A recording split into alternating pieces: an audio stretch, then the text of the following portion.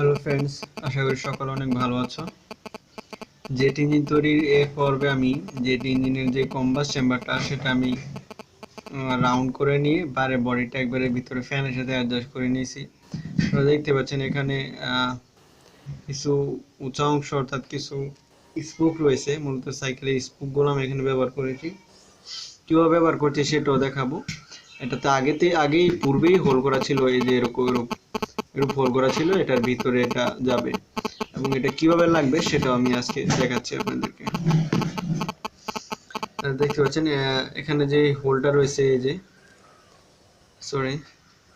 এই হোলটা, এটা দ্বারা এটা ভিতরে নিয়েছি। ভিতরে নেওয়ার পর এটা এই ফ্যানের উপর দিয়ে এটা আসবে।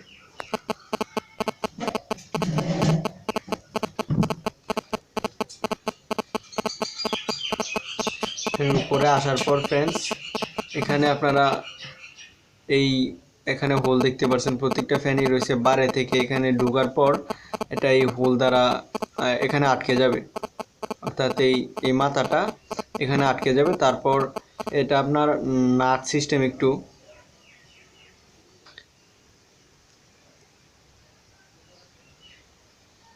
এটা ঘুরালে এটা টাইট হবে, ডিল হবে। সে অনুযায়ী আমি এটা নিয়েছি, যাতে এটা আমি সহজেই বাইরের বডির সাথে আমি সংযুক্ত করতে পারি। এভাবে আমি ভিতরের ফ্যানগুলো এভাবেই কানেক্ট করে নিয়েছি, সংযোগ করে নিয়েছি এবং এখানে ফ্যানগুলো সংযোগ করে নিয়েছি।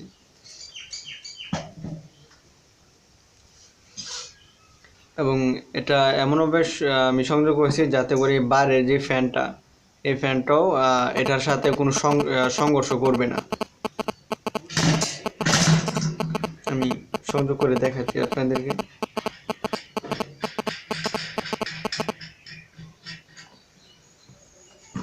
এটা খুব ফ্রিতেই ঘুরবে, একবার ঘুরে দিলেই অনেকক্ষণ ঘুরে থাকবে, অনেক ফ্রি।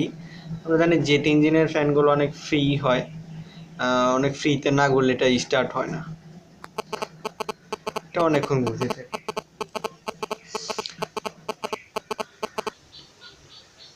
এখানে ফ্রেন্ডস আমি অয়েল লাইনের জন্য এর পূর্বে আমি দেখেছিলাম যে তামার পাইপটা প্রয়োজন পড়ে।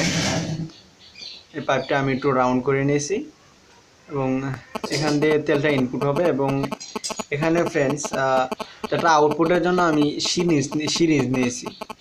এটা মূলত সুইয়ের ভিতরে যে সুইটা থাকে এটা আমি প্লাস্টিকটা সরিয়ে নেব। তারপর এখানে এটাতে প্রত্যেকটাতেই হোল হবে। হোল হওয়ার পর এটা এখানে আমি বসিয়ে দিব। এটা এভাবে এমনি বসে যাবে।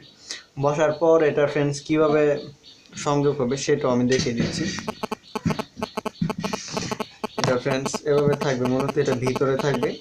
এখন আমি এটা ফিটিং করে নিই, করার পর সেটা আপনারা দেখতে পারবেন। এটা এভাবে থাকবে। আর এটা যে সিরিজটা হবে, সিরিজটা মূলত এই হোলের ভিতর দিয়ে যাবে। এখান দিয়ে ভিতরে এটা তেল ইনপুট হবে।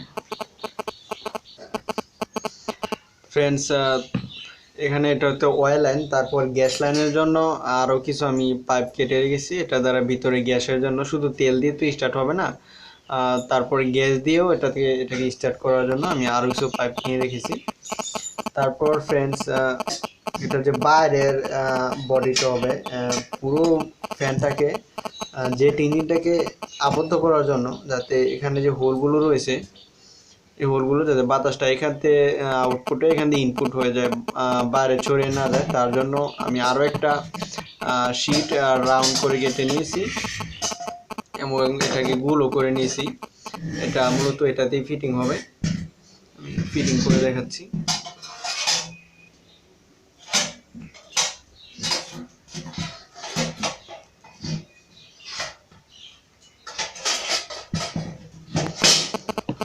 এটার বাইরে থাকবে এবং এখানে হোল দেখতে, এখানে আপনার ফাঁকা দেখছেন, এটাও আমি কেটে সম্পূর্ণটা আটকে দিব উভয় পাশে।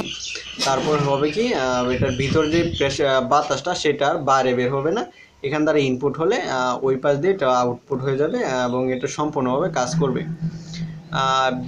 জেট ইঞ্জিনের বাকি ভিডিওটা দেখতে চাইলে আমার চ্যানেলের সাথেই থাকুন। ধন্যবাদ।